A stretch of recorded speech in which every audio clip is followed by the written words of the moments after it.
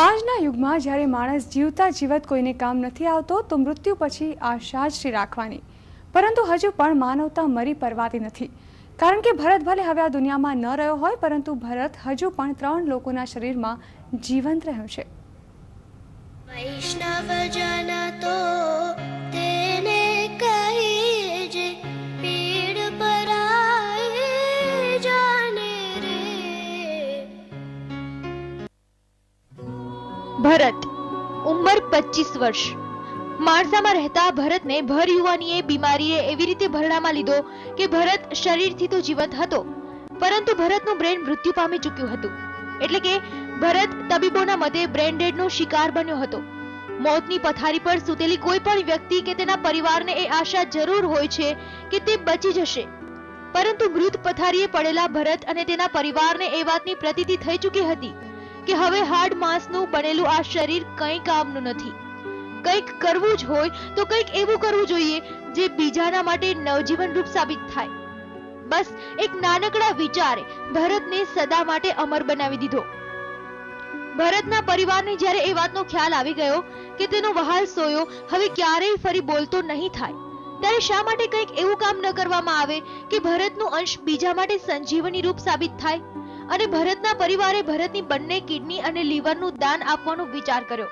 દવાખાને ગયા, એને દવાખાને રાખ્યો, બરાબર। પછી ડૉક્ટર છૂટી પડ્યા એકદમ। પછી મને મારા જેઠે સમજાય કે આવી રીતે ડોનેશન તમે આપો તો 3 જિંદગી બચી જશે। વાત કરીને અમારા મિસિસને બધું સમજાવ્યું કે આ 3 જણની જિંદગી બચી જાય જો તમે આ કરો તો બરાબર છે, એમનો પરિવાર બી સુખી થાય, તમને આશીર્વાદ આપશે છેક સુધી, અને આપણો ભરત એમાં જીવતો રહેશે, બરાબર છે। એટલે અમે આવું વિચાર્યું કે ભાઈ એમને આપણે ડોનેટ કરીએ।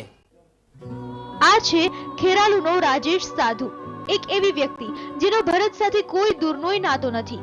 રાજેશ જે મજૂરી કરીને તેના ઘરનું માંડ પેટીયું રડે છે, તે રાજેશ સાધુ પણ મોતની નજીક હતો, પરંતુ હવે રાજેશ સાધુ ખુશ છે, કારણ કે રાજેશની ફેલ થયેલી કિડની હવે ભરતના અમૂલ્ય દાનથી ફરી પુનઃ સ્થાપિત થઈ ગઈ છે।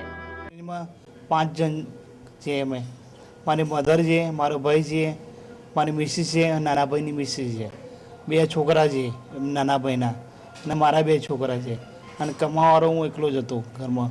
મને ઘણી તો ભરતના ન રહેવાથી દુખી અને પોતાને નવજીવન મળવાની ખુશી વ્યક્ત કરતા આ છે અમદાવાદમાં રહેતા પૂર્ણિમા બહેન। પૂર્ણિમા બહેનને પણ માણસામાં રહેતા ભરત સાથે કોઈ જ લોહીનો સંબંધ નથી, પરંતુ આજે પૂર્ણિમા બહેન ભરતની દાનમાં મળેલી કિડનીથી નવજીવન પામ્યા છે। અમારી પાસેથી કોઈ જ પૈસાની માંગણી નથી કરી, એક ઉત્તમમાં ઉત્તમ કામ કર્યું છે અને અમારા લોકોની જિંદગી બચાવી જાય છે। હું જે આભાર માનું એમનો ઓછો છું, એક આજે અમારો સંબંધ બંધાયો છે।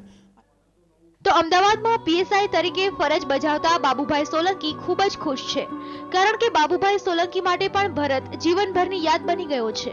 ભરતના પરિવારે ભરતના લીવરનું પણ દાન કર્યું છે, જે બાબુભાઈના શરીરમાં પ્રત્યારોપિત કરવામાં આવ્યું છે।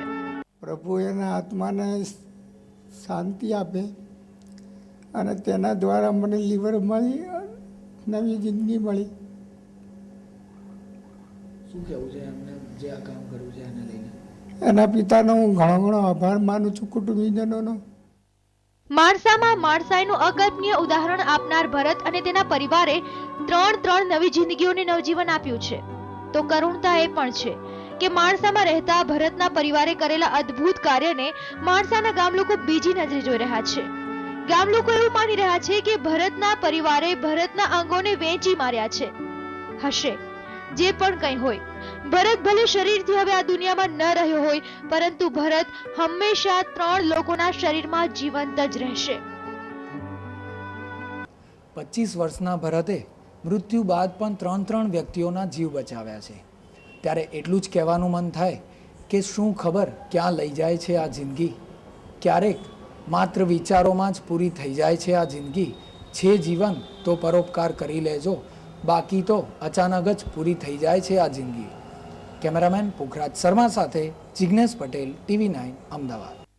વૈષ્ણવજન તો